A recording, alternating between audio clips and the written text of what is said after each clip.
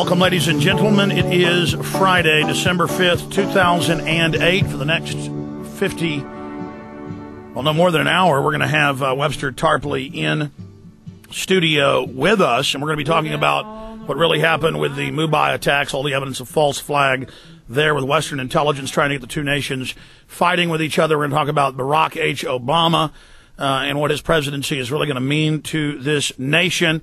Also, with the Supreme Court meeting today to consider further hearings on checking his U.S. citizenship and demanding his original birth certificate. We'll talk about that as well. Webster Tarpley in studio. But he was listening out in the green room during the break when I was covering Canadian Prime Minister wins suspension of Parliament, and we just went live at prisonplanet.tv, so I'll recap that for the viewers out there. Canadian Prime Minister wins suspension of Parliament, and it says Governor General Michelle Jean, the representative of the Queen Elizabeth, Canada's head of state, agreed to Harper's request to shut down Parliament until January 26. Parliament was reconvened just weeks ago after October 14th election. Now, he lost control of the government, became the minority party, but was refusing to allow elections within Parliament to have a new prime minister seated. That's how parliamentary systems work. Our country was much more similar to this until 1913 with the 17th Amendment, when states' legislators stopped appointing senators. That was their trump with states' rights over total federalism.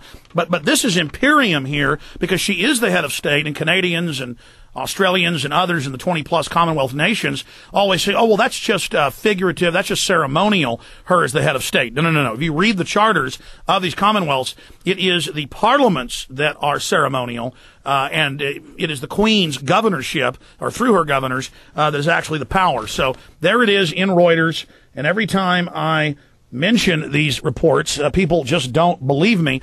And Webster Tarpley's written books on the British Imperium, written many articles on it and its form of government. So in the time we have left in this limited segment, Webster, I would love to, well, first off, welcome you to the studio, but then also give you a chance, you bet, give you a chance to break down the article.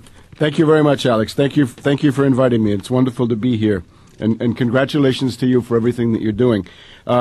This is the first I've heard of this. There was supposed to be a vote of no confidence against Harper by the Parliament.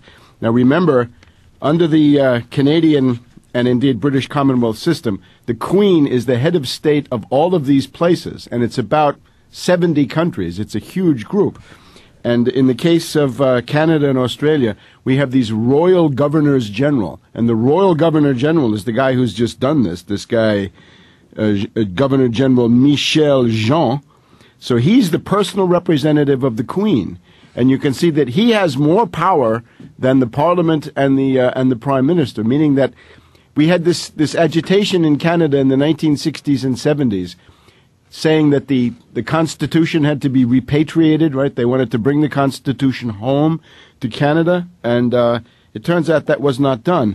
I would say for people who have trouble with this concept, there are two examples. You can see that the Queen actually runs the show.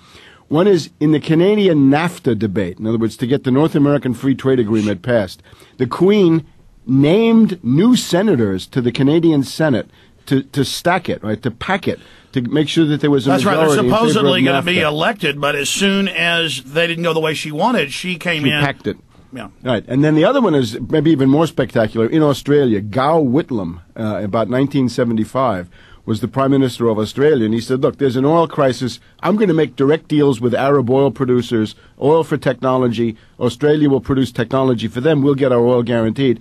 And London and New York said no. And at that point, the Governor-General of Australia intervened to overthrow Whitlam and impose Malcolm Fraser. And it was a complicated thing because the Australian Parliament immediately voted no confidence in the new puppet, Fraser, and tried to get Whitlam back. And there was a period of about 6 months of tremendous chaos. Who won that fight? The Queen. Again. Because, see, what the Queen represents, the Queen is not, she's not somebody like Stalin, but she doesn't have all power. But she represents the oligarchy as a whole. In other words, she's the spokesperson.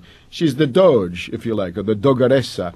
But she does have Stalin-esque. She just doesn't want to use the power because then that reveals that these parliaments are really ceremonial, but there's still danger within the ceremonial parliaments because they truly have been voted in, so they hold the true, organic, rightful power and then could rally the people with their bully pulpit to throw out the oligarchy. Right, and the question of rallying the people is the absolutely critical thing, because if you don't rally the people, then the oligarchs are going to run wild, and we see that they're running wild.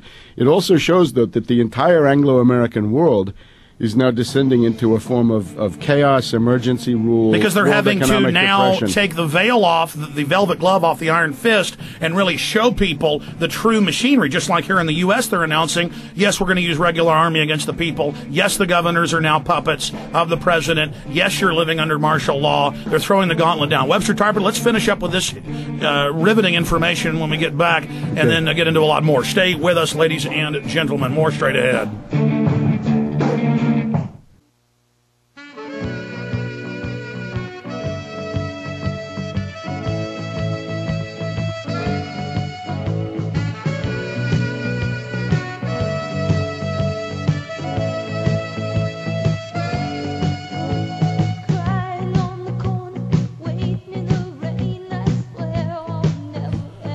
Now, England and 20-plus other Commonwealth nations are truly governed by the Queen as the head of state. Her governor generals control the bureaucracy. They control the intelligence agencies. They push through all of the attacks on the internet, free speech in Canada. It is the governor general. If you read deeply into the last 6 months, they're saying we're only going to let you have a few thousand websites you can visit. They've all got to be certified. We're talking Chinese communist level censorship or even greater. China allows millions of sites to be visited and restricts millions. Canada's talking about just a few thousand, and it's not being done even by law. They're the regulators, because, again, the governor general controls the commerce.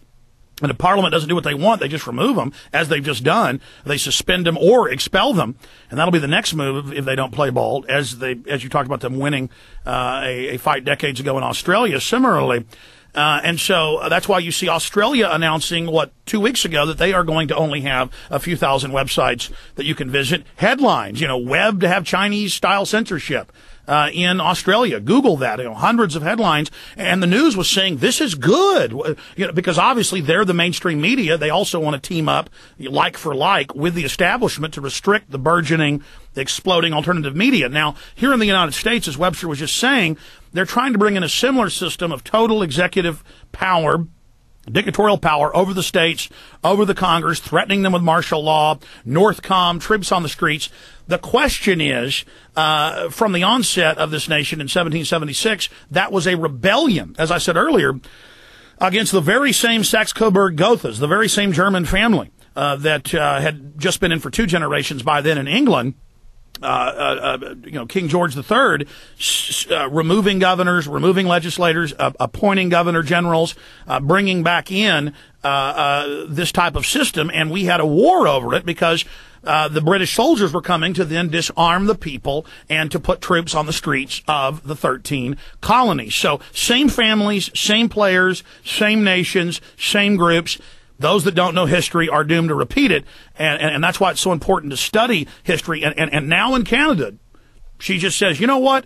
Parliament, you're no longer in authority. I'm keeping Stephen Harper in power because he's honchoing the North American Union. He's honchoing letting the banks loot Canada and changing the rules. He is going along with all that. And Webster Tarpley is just an amazing historian and written papers and books on this subject. So Webster, I want to get into Mumbai, but let's get back into this and flesh it all out, because this is so vitally important. Well, I would say the only adequate answer to what the Queen and her Governor General have done would be a nationwide open-ended general strike, saying bring the Parliament back together and let them vote, and we don't accept dictation from London or any place else. But as soon as you say that, you see the predicament of the Anglo-American world. In none of these countries do we have organizations that would be interested in mass struggle or even capable of conducting a mass struggle. And that's due to the propaganda through the media. Well, it's due to the atomization. I mean, political parties used to exist. They're largely gone. They largely exist on television. They don't have organizations. It's infiltration of the labor unions, the media. Everything has been commandeered. Right, but that's the question now for all of us is we've got to find ways to create new institutions, and that means institutions. I mean, it means ultimately the end of this, offices in cities, right? If you had an organization with offices in 500 or 1,000 American cities, let's say, you could mount a